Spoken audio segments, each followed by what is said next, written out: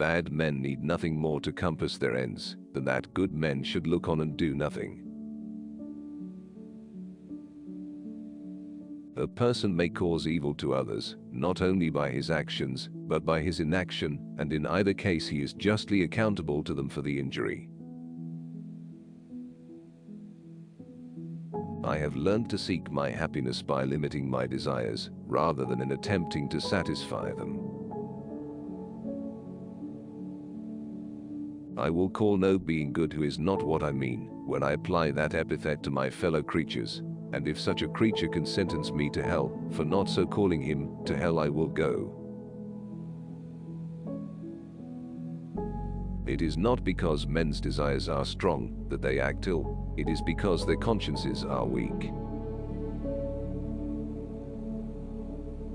Every man who says frankly and fully what he thinks is so far doing a public service. We should be grateful to him for attacking most unsparingly our most cherished opinions. A state which dwarfs its men, in order that they may be more docile instruments in its hands, even for beneficial purposes, will find that with small men, no great thing can really be accomplished. A party of order or stability, and a party of progress or reform, are both necessary elements of a healthy state of political life. The only freedom which deserves the name is that of pursuing our own good in our own way, so long as we do not attempt to deprive others of theirs, or impede their efforts to obtain it. So long as an opinion is strongly rooted in the feelings, it gains rather than loses in stability by having a preponderating weight of argument against it. Persons of genius, it is true, are and are always likely to be a small minority, but in order to have them, it is necessary to preserve the soil in which they grow. No one can be a great thinker who does not recognize that as a thinker it is his first duty to follow his intellect to whatever conclusions it may lead. Both teachers and learners go to sleep at their post as soon as there is no enemy in the field. The time appears to me to have come when it is the duty of all to make their dissent from religion known. If any opinion is compelled to silence, that opinion may, for aught we can certainly know, be true. To deny this is to assume our own infallibility. Despotism is a legitimate mode of government in dealing with barbarians, provided the end be their improvement. The liberty of the individual must be thus far limited. He must not make himself a nuisance to other people. So true is that unnatural generally means only uncustomary, and that everything which is usual appears natural. There are no means of finding what either one person or many can do, but by trying, and no means by which anyone else can discover for them what it is for their happiness to do or leave undone. It is given to no human being to stereotype a set of truths and walk safely by their guidance with his mind's eye closed. No great improvements in the lot of mankind are possible until a great change takes place in the fundamental constitution of their modes of thought. After the primary necessities of food and raiment, freedom is the first and strongest want of human nature. The strongest of all arguments against the interference of the public with purely personal conduct is that when it does interfere, the odds are that it interferes wrongly and in the wrong place. The love of power and the love of liberty are in eternal antagonism. There have been, and may be again, great individual thinkers in a general atmosphere of mental slavery.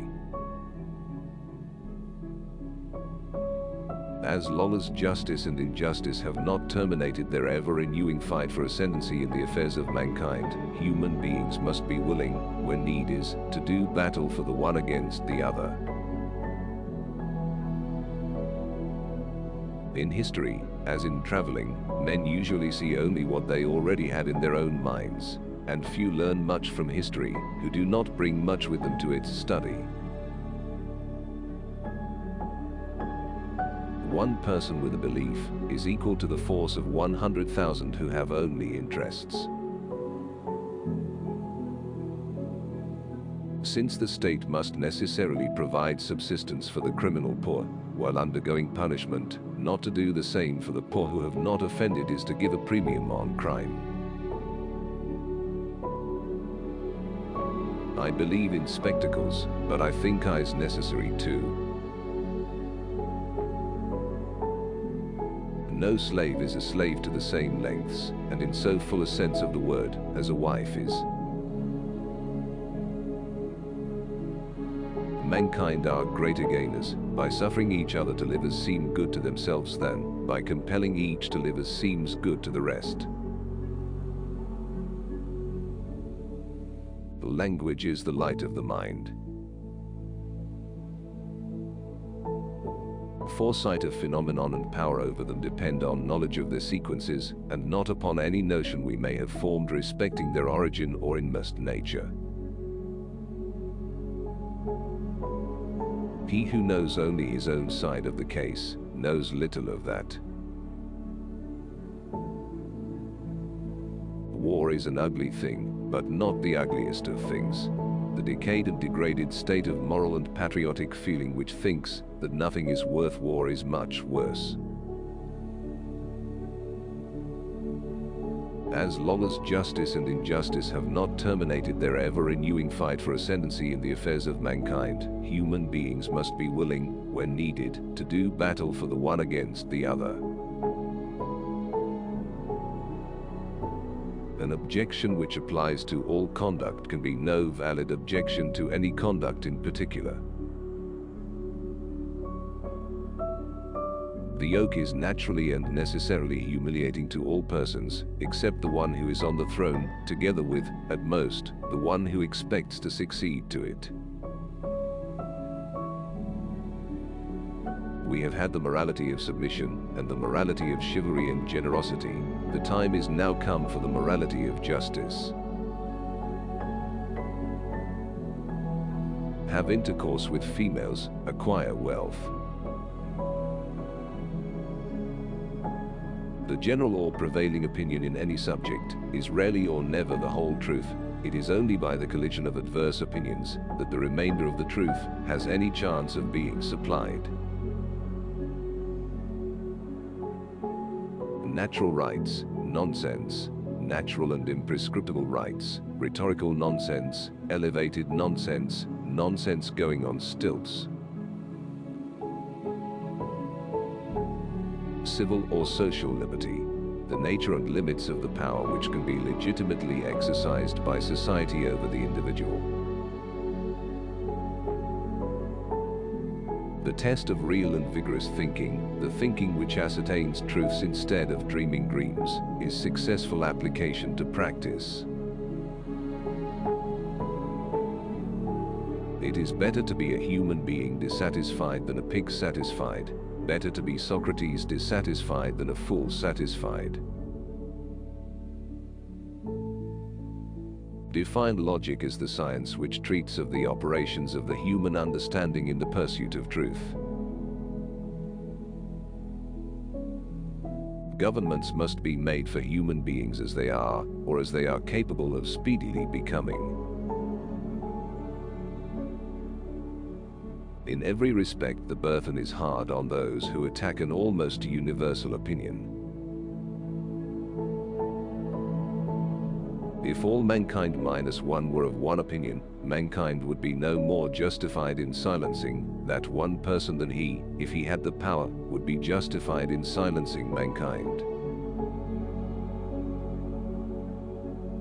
Although it is not true that all conservatives are stupid people, it is true that most stupid people are conservative. There is an imaginary circle drawn around every human being, over which no government should be able to step. There is always hope when people are forced to listen to both sides. How can great minds be produced in a country where the test of great minds is agreeing in the opinion of small minds? When one's ideas are not challenged, one's ability to defend them weakens. There are many truths of which the full meaning cannot be realized until personal experience has brought it home. Every great movement must experience 3 stages: ridicule, discussion, adoption.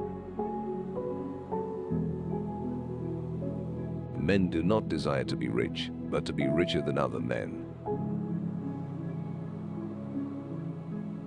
Originality is the one thing which unoriginal minds cannot feel the use of. To refuse a hearing to an opinion because they are sure that it is false is to assume that their certainty is the same thing as absolute certainty. All silencing of discussion is an assumption of infallibility.